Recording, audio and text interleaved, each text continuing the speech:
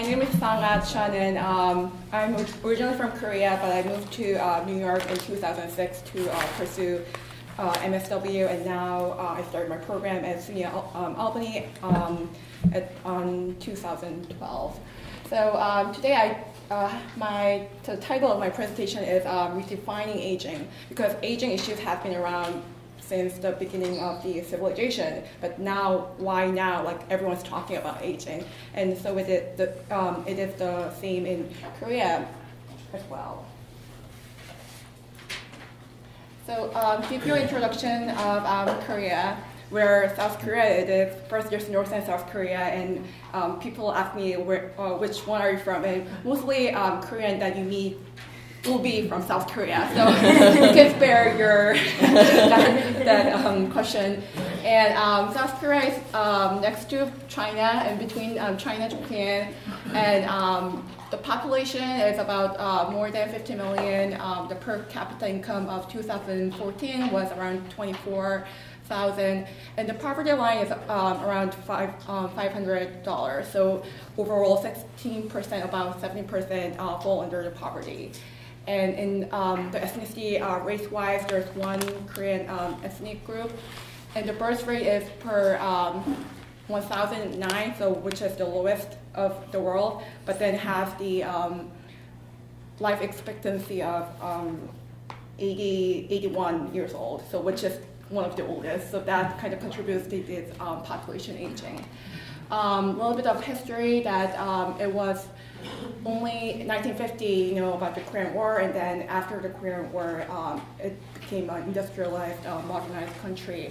And it was only 1987 that we had our first democratic election, and before that was a different dictatorship and then other regime.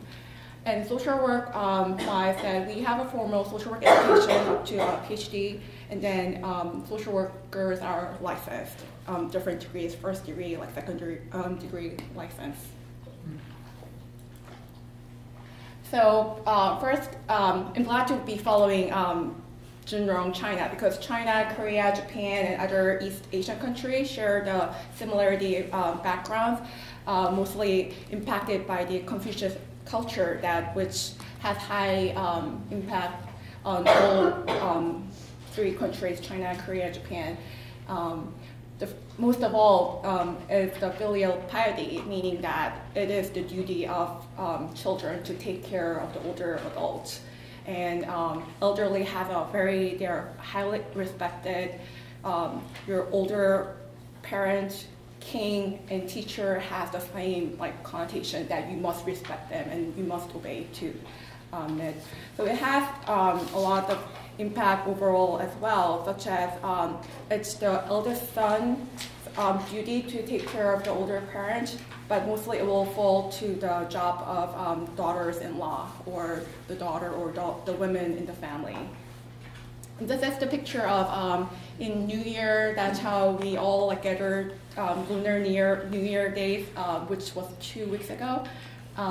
That we all gather and then bow to your older parents, and so your older parent and elderly have a very high status in your family or society. It used to be, but it has changed. So changes occurred over time in industrialized and urbanization. So that's the picture of Seoul, and you'll see that old gate is from 14th century, and it's built in 14th century. It's an old gate, and then you see this new high buildings around, and that coexist. The same, and that's how it is in terms of the values in social work and overall in society as well. Your old values are there, but then there's also this new values, and sometimes it's conflicting, and sometimes you're not sure, and that's how that symbolizes what's going on. So because of this urbanization and industrialization, changes occurred in terms of values and structures of family and society. So before it used to be a collective society, and family was your extended self in your town. So the parents didn't have to worry about their retirement. they just assume that they will sacrifice for their children, giving the best education, and when they get married, they'll provide endowment. But once you get old and you cannot work, your children will take care of yourself. So that's why there is no need for Social Security. But now it's one of the high, very competitive society. So everyone's working hard, busy. There's like more women working. So now you cannot rely on women to take care of the elderly in the family. And also their mindset has changed. So now only under 30% expects that families should take care of the elderly parents, but it should be the responsibility of themselves or for the government.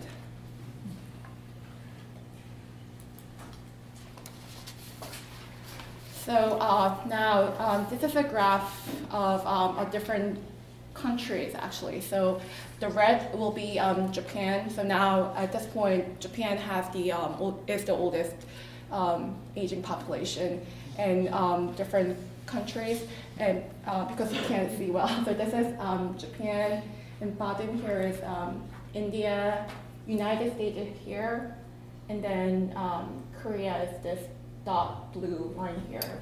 So as you can see, different countries are at different stage, but all going toward the aging society. But Korea has the fastest pace, in fact. So the slope itself is the steepest for Korea. And the reason, there are two reasons for that. That is people are living longer and then having less babies. So you can see this population pyramid of Korea that has changed from this pyramid to now now it's described as a kite shape. So here, there is no problem. There are lots of young people to support older people. But now by 2000, this is 2010, and at the end 2050, there'll be a problem with little children, just like the picture that Junrong showed. One kid supporting two parents and two sets of the grandparents. And the impact is that there's shrinking labor force, and then it puts heavy burden on the welfare system. So I thought of issues. There are many social issues in country, and I had to really pick hard which one should I present that could kind of give an overall picture.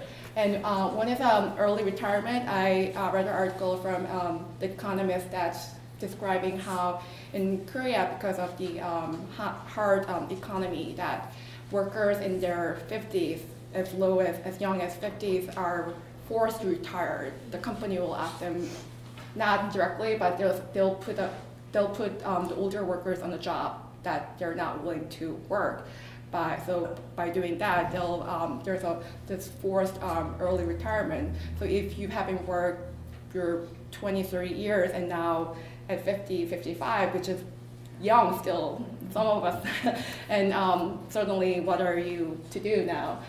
And the other thing is elderly suicide, and unfortunately Korea has very high number of suicides overall, actually, in every different stages of the life, but then more so in older population. And it has tripled from 2001 to 2011, and in 2011 there were 44,406 cases of elderly suicide, those who are over 65. And the reasons there are several reasons. The first is, of course, mental health, depression, that we know all lead to suicide. And the reason, it could be the reason behind that depression is that there are high poverty rate. So if you remember, in the beginning, the overall poverty rate was about 16.5, but then for older population, it's almost half of them are in poverty. And the reasons were that I kind of talked earlier. They used up their savings, their earnings to their children, and the retirement, then they don't have their retirement plan, savings plan. And also, there's no, I'll talk later in the policy level more. Then there's also the problem of social isolation. Before, it used to be an extended family and grandparents living with the grandchildren, and parents, usually grandparents taking care of grandchildren, and used to be a three-generation family. But now, because of urbanization, we see more isolated adults in older adults in rural area, but also in the urban area as well. So one big problem is that seniors dying alone, and they don't have anyone in their social network, so they're found dead after like days and weeks, but because no one had noticed that. So it's a big, very like heartbreaking problem that should be addressed.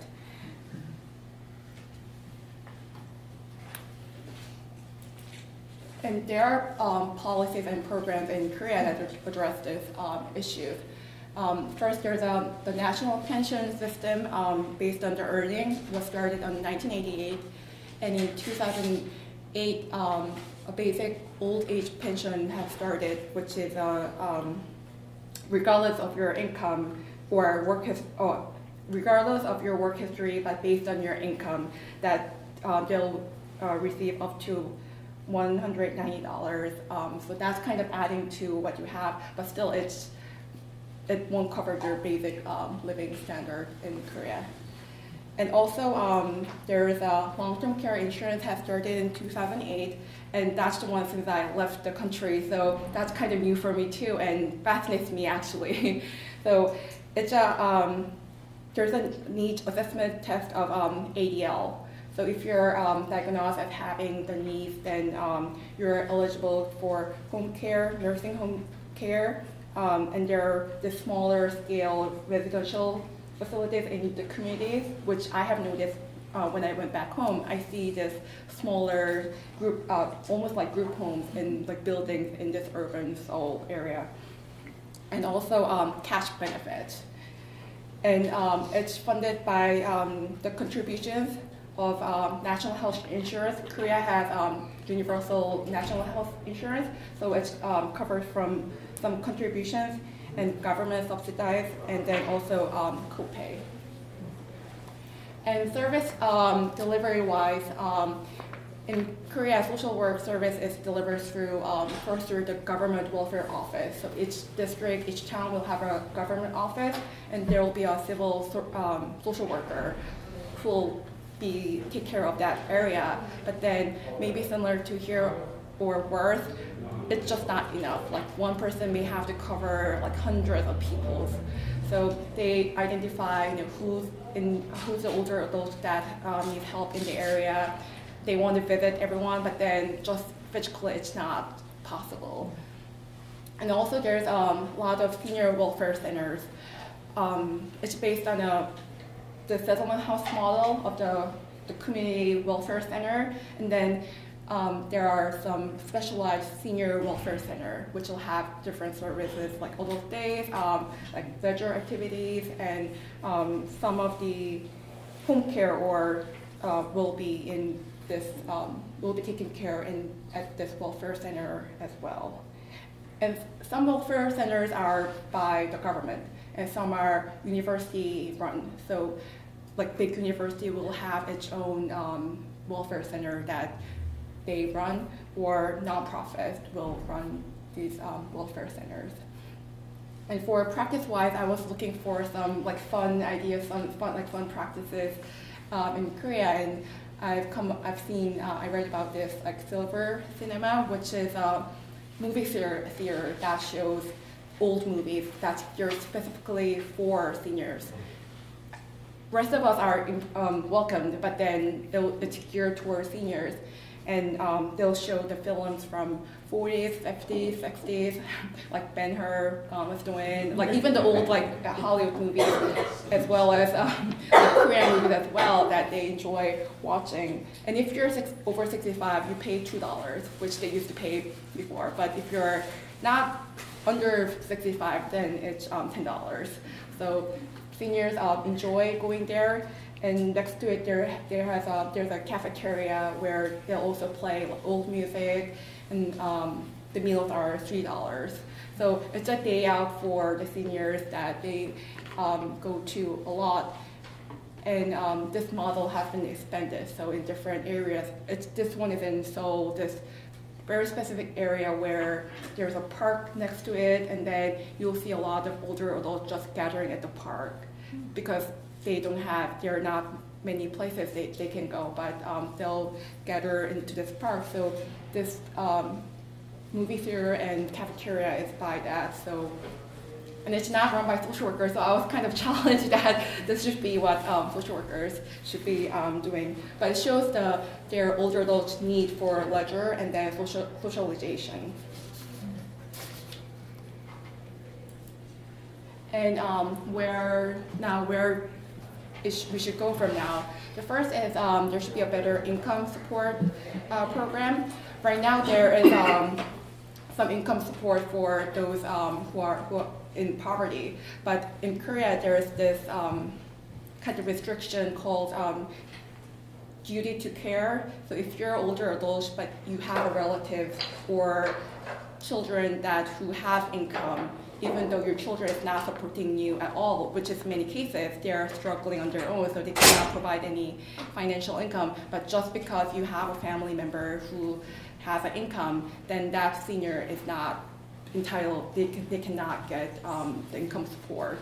So that was the biggest difference that when I came to US and I worked with seniors in New York City, and it doesn't matter if your children have income or it's solely on the individual itself. And that's because I guess some impact of this Confucius culture is still lingering around, that the family should be the unit, but I think it should be changed into the individual. And the next is the family caregiving support. As much as the caregiving responsibility should go, now the government should help, there are still family taking care of their family, and then there should be some formal support for them. And the next is chronic disease management, as there are many older people and they're suffering from chronic disease, and which themselves suffer, but also put a high burden on the national health insurance system as well. And finally, all this come down to the redefining aging. So how should Korea, that has changed so rapidly over 70 years, from this poor country to now one of the high developed country, how do we accommodate this rapid changes in terms of values and structures? And how do we have this older adults who are forced to retire at 55, how can we have them participate back to the society, and then, which is good for economic sense, but also for themselves. They should have meaning in their life as well. And how do we bridge this generation gap? There are some young people who don't view elderly, they don't respect as they used to before, but see them as they're the barrier because they're hurdling their jobs. You know, young people are also suffering from unemployment, and then they may see older generation not favorably, and how do we bridge this generation gap? So that's the end of my presentation, and I look forward to talking to you more later.